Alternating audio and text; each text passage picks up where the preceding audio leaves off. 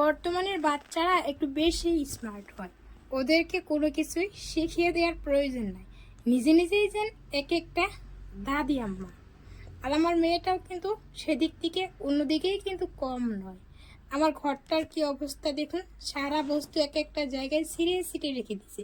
আমি একটু রান্না করতে বসেছি, আর আমার মেয়েটা দেখুন এই দিক থেকে কি ঘরের বেহাল অবস্থা করে রেখে দিয়েছে। আর বাবা দুধ নিয়ে আসলো, আমি ফ্রিজে রাখবো না, ও নিজেই ফ্রিজে রাখতে চলে আসছে। আমাকে কিছুতেই ওই টাইমটা দিতেছে না, টিফিনটা ও নিজেই রাখবে। আসসালামু আলাইকুম, গুড ইভিনিং আমার প্রিয় বন্ধুরা, সবাইকে আরও একবার স্বাগত ইমরানা ব্লগে। যে যেখান থেকে আমার ব্লগটা দেখছো, আই হোপ তোমরা সবাই ভালো আছো, সুস্থ আছো। আলহামদুলিল্লাহ, তোমাদের ভালোবাসায় আমি অনেক ভালো আছি। তো আজ কচুর ডাল রান্না করছি, দেখো কচুর ডাল রান্না করছি আজকে। তারপর করছি কলার যে কি বলে ওটাকে, কলার কেঞ্জেল না কি যেন বলে, আমরা তো কেঞ্জেলই বুঝি, তোমরা কি বলো আমাকে কমেন্ট করে জানিও। তো ওটা ভাজি করছি আলু দিয়ে, আর কচুর ডাল রান্না করছি। আর মেয়েকে খাবারের জন্য চিল্লাপাল্লা করতেছি। আর মেয়ে দেখো এখানে বাবাকে, সোহাগী বাবা সোহাগী মেয়ে, একটা কথা আছে না, সেই বাবা ওখানে দেখো চুপটি করে বসে আছে, আর মেয়ে বাবার মাথার চুল আশ্রয় দিতেছে, তারপর উকুন এনে দিতেছে। জানো আমার মেয়েটার কাণ্ড দেখলে তোমরা হাসতে হাসতে না পাগল হয়ে যাবে। জানো মাঝে মধ্যে না আমি আর কি ভিডিও করব, আমি নিজে নিজে হাসি। জানো ওর দেখে মাঝে মধ্যে ও আমাকে কি বলে জানো তোমরা, আমাকে বলবে ও ময়নার মা, আর ওর বাবাকে বলবে মাহির বাপ। জানো ওর পাপার থেকে ওর মাহির বাপ। আমিও যে মাঝে মাঝে একটু বলি ওর বাবাকে যে মাহির বাপ এখানে আসো, তো ওটা ধরেই ওর বলবে।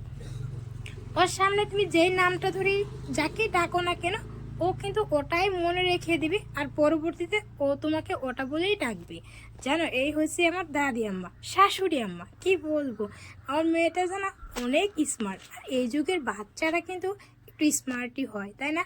তোমাদের ঘরে বাচ্চারাও কি এরকম আমার বাচ্চার মতো? কমেন্ট করে অবশ্যই আমাকে জানাবে। যেন সারাদিন এত পরিমাণে আমাকে জ্বালাতন করে কি করব তোমাদের সাথে শেয়ার করতে চাই। জানো আবার এই ক্যামেরাটা ধরতে ধরতেই ওর মোটামুটি ওকে সামলাতেই না আমার ক্যামেরাটা অন করা হয় না, জানো। আর এই যে দেখো এখানে এই দিয়ে কলার কেঞ্জেল দিয়ে আলু দিয়ে ভাজি বানাইতেছি। আলহামদুলিল্লাহ খেতে কিন্তু দারুণ হয়েছিল। আমি কিন্তু জীবনের প্রথমবার রান্না করছি এবং খেয়েছি। জানো তো এর আগে আমার লাইফে আমি যতটুকু জানতে পারি বুঝি, তখন থেকে আমার মনে হয় না মা কখনো রান্না করেছে। আমি মাকে কখনো রান্না করতে দেখিও নি, আর আমি নিজেও কখনো খাইনি। আর এখানে এসে তো তোমার দাদাভাই না সবসময় আমাকে বলে এখানকার এটা নাকি খাওয়া যায়। তো আমি একদিন একটা দিদির ভিডিওতে দেখেছিলাম, একটা দিদি না এভাবে ভাজি করেছিল। তো আমিও ভাবছি একদিন ট্রাই করব, আজ সেটাই করছি। আলহামদুলিল্লাহ খেতে কিন্তু দারুণ হয়েছে। তোমরা একদিন বানিয়ে খেয়ে দেখো, খেতে কিন্তু দারুণ লাগে। আসলে কি জানো, এই বাইরে বাজারের যেসব কেমিক্যালযুক্ত ও খাবার, ফরমালিন খাবারের চেয়ে না এই খাবারগুলো খাওয়াটাই আমার মনে হয় ভালো। জানো এতে প্রোটিন ও যথেষ্ট পরিমাণে আছে, আর সব থেকে বড় কথা এর মধ্যে কোনো ফরমালিন নাই। তো যাই হোক বন্ধুরা, আমার মেয়েটাকে খাওয়ার জন্য ডাকাডাকি করতেছি, আর মেয়েটা দেখো খেলা করতেছে ওখানে। আর ডালটাও কিন্তু খেতে দারুণ হয়েছিল, কচুর ডাল। তোমরা কি পছন্দ করো খেতে? আমাকে অবশ্যই কমেন্ট করে জানাবে। আর আমার নতুন বন্ধুদেরকে সবাইকে একটা রিকোয়েস্ট করব, তোমরা যদি আমার চ্যানেলটাকে সাবস্ক্রাইব করে না থাকো, প্লিজ আমার চ্যানেলটাকে সাবস্ক্রাইব করে দিও। আর একটা যদি ভিডিওটা ভালো লাগে তোমাদের তো একটা লাইক করো। তো কচুর ডাল খেতে কার কার ভালো লাগে অবশ্যই আমাকে কমেন্ট করে জানাবে। যারা ভালোবাসে তারা আমাকে একটা করে লাইক করে দিবে।